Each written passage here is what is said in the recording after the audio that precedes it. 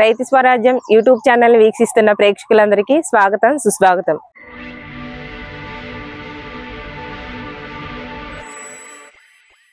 ఈ రోజు మనం జామ తోటలో ప్రూనింగ్ ఏ విధంగా చేయాలో తెలుసుకుందాం.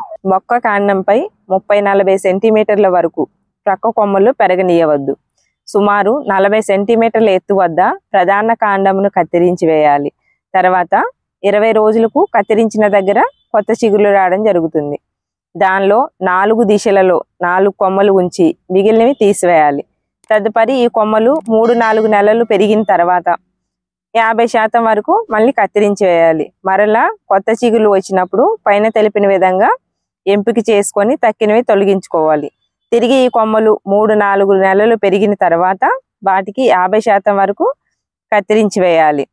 కొత్తగా వచ్చే కొమ్మల మీద పూత పిందె ఏర్పడతాయి. ఇలా చేయడం వలన మొక్కలు కావలసిన ఆకారాన్ని సంతరించుకుంటాయి.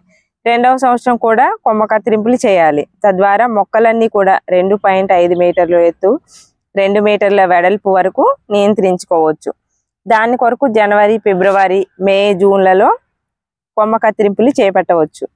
ప్రతి సంవత్సరం ఎండిన మొక్కలను అడ్డదిడ్డంగా ఉన్న కొమ్మలను తీసివేయాలి.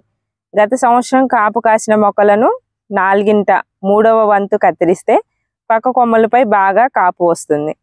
కాయలను చిన్న కొమ్మలతో పాటు కోయడం ద్వారా కూడా ఇదే రకమైన ఫలితాన్ని పొందవచ్చు.